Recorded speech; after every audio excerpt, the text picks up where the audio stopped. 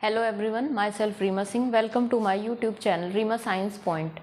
आज हम plasma membrane के बारे में आपको बताएंगे। इससे पहले हम सेल वॉल के बारे में आपको बता चुके हैं। तो प्लाज्मा मेम्ब्रेन, इसके अलावा प्लाज्मा मेम्ब्रेन को हम सेल मेम्ब्रेन भी कहते हैं और इसको यूनिट मेम्ब्रेन भी कहते हैं। इसके अलावा इसको सेमी परमेबल मेम्ब्रेन भी बोला जाता है। सेमी परमेबल मेम्ब्रेन इसलिए बोला जाता है क्योंकि ये क्या होती है, मैंने आपको पहले भी बताया है कि अगर हम प्लांट सेल या बैक्टीरिया सेल की बात करते हैं तो उसमें क्या होती है, हमारी सेल वॉल होती है और उसके अंदर हमारी ये प्लाज्मा मेम्ब्रेन होती है। ये सेल वॉल है। हम बात कर रहे हैं प्लांट सेल या फिर बैक्टीरिया सेल की, और ये होती है हमारी प्लाज्मा सेल। लेकिन अगर हम एनिमल सेल की बात करते हैं तो एनिमल सेल में क्या होता है, एनिमल सेल में केवल आपकी क्या होती है, प्लाज्मा मेम्ब्रेन होती है। तो इसके अकॉर्डिंग अगर हम देखें कि इसका फंक्शन क्या होता है या इसको हम सेमी परमेबल मेम्ब्रेन क्यों कहते हैं, तो पहला पॉइंट तो यही है कि ये क्या करती है, जो ये आपका यहाँ पे सेल वॉल नहीं है, एनिमल सेल में ओनली प्लाज्मा मेम्ब्रेन है। तो ये क्या करती है, ये एक्सटर्नल जो आपका इन्वायरमेंट है और ये सेल के अंदर का जो इंटीरियर इन्वायरमेंट है, इनको क्या करती है, एक तरीके से सेपरेट करती है, या इन अदर वर्ड्स हम कह सकते हैं कि बैरियर का काम करती है। मीन्स क्या करती है, प्रोटेक्शन का काम करती है। तो ये बाहर से जो है सेलेक्टिव सब्सटेंसेस को ही सेल के अंदर आने देती है, और इसी तरीके से सेल के अंदर जो टॉक्सिक सब्सटेंसेस होते हैं उनको क्या करती है, सेल से बाहर लेकर जाती है या बाहर जाने देती है। तो इसीलिए इसको हम सेमी परमेबल मेम्ब्रेन कहते हैं, क्योंकि ये कुछ सेलेक्टिव सब्सटेंसेस को ही क्या करती है, अंदर आने देती है, और जो टॉक्सिक या हम कह सकते हैं जो अनयूजफुल सब्सटेंसेस है उनको सेल के बाहर भेजती है। इसको हम आपको जब एक्टिव या पैसिव ट्रांसपोर्ट हम पढ़ाएंगे, इससे नेक्स्ट टॉपिक है, तो उसमें हम समझाएंगे किस तरीके से यहाँ पर जो प्लाज्मा मेम्ब्रेन है वो उसमें एक्टिव और पैसिव ट्रांसपोर्ट होता है, किस तरीके से सोडियम और पोटेशियम पंप वर्क करते हैं। तो हम अपने नेक्स्ट चैप्टर में आपको बताएंगे। अभी सिर्फ आपको इतना ध्यान रखना है कि ये कुछ सेलेक्टिव सब्सटेंसेस को ही क्या करती है, सेल के अंदर आने देती है।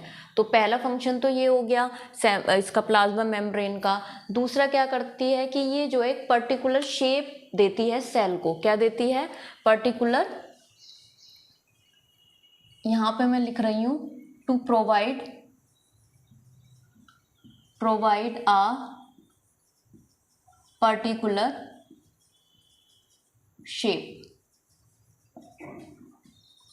इसके अलावा ये क्या करती है, एक तरीके से प्रोटेक्शन का काम करती है, बैरियर का काम करती है। तो हम कह सकते हैं प्रोवाइड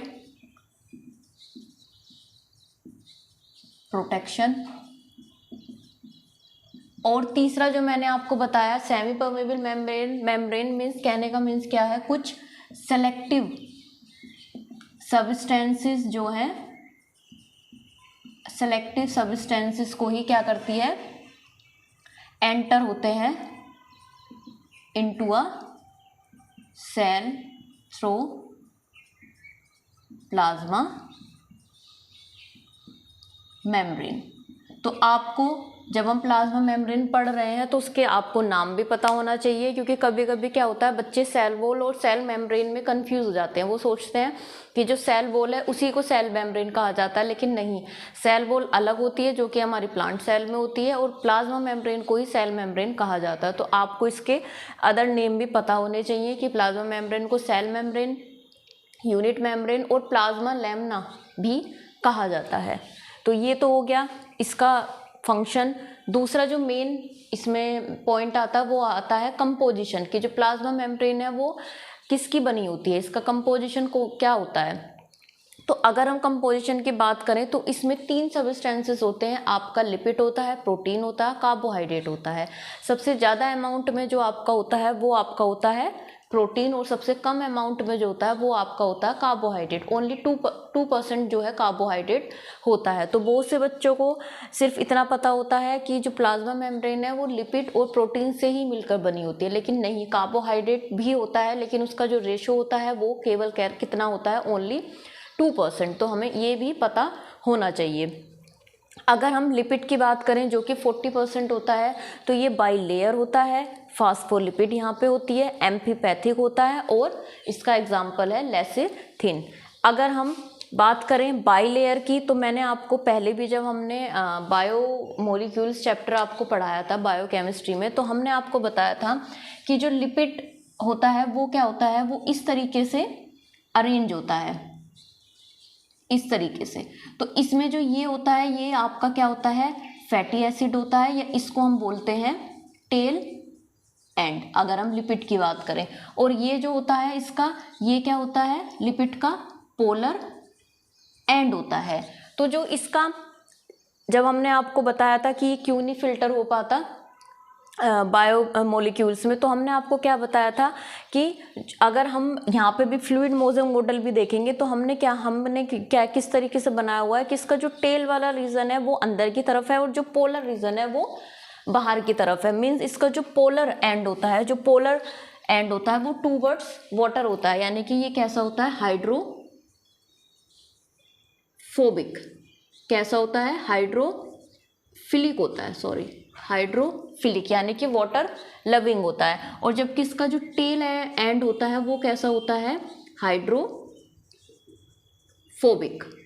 मीन्स फिलिक का मतलब होता है लविंग, वाटर लविंग। तो बाहर की तरफ आपका कौन सा वाला एंड रहेगा, पोलर एंड रहेगा, जो कि क्या है, हाइड्रोफिलिक है। और अंदर की तरफ आपका कौन सा वाला एंड रहेगा, हाइड्रोफोबिक वाला, यानी कि टेल एंड रहेगा। तो ये क्लियर है। इसीलिए इस कंडीशन को हम क्या कहते हैं, एम्फीपैथिक कंडीशन। और ये इस तरीके से, जैसे हम फ्लूइड मोज़ेक मॉडल आपको बताएंगे, तो 2 लेयर होती है, यानी कि बाइलेयर होती है लिपिड की, एक ये है और एक इस तरीके से है। इसका एग्जाम्पल लेसिथिन है। अगर हम प्रोटीन की बात करते हैं, तो प्रोटीन जो होता है वो 2 टाइप का होता है, एक तो आपका पेरिफेरल होता है, एक आपका इंटीग्रल होता है। पेरिफेरल का मतलब होता है कि जो आपका जो एक्स्ट्रा सेलुलर फ्लूइड है उसकी तरफ होता है। अगर हम कोई भी सेल बनाते हैं, ये सेल है, तो इसमें क्या होता है, एक तो आपका इंटरसेलुलर फ्लूइड होता है अंदर की तरफ, और एक आपका क्या होता है, बाहर की तरफ क्या होता है, एक्स्ट्रा सेलुलर फ्लूइड।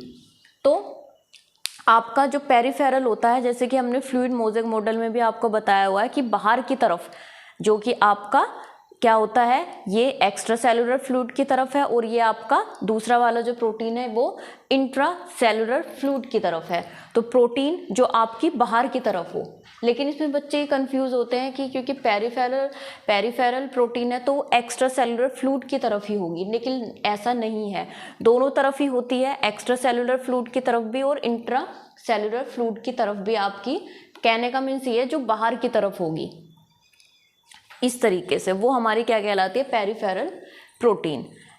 इसके अलावा एक आपकी इंटीग्रल प्रोटीन होती है।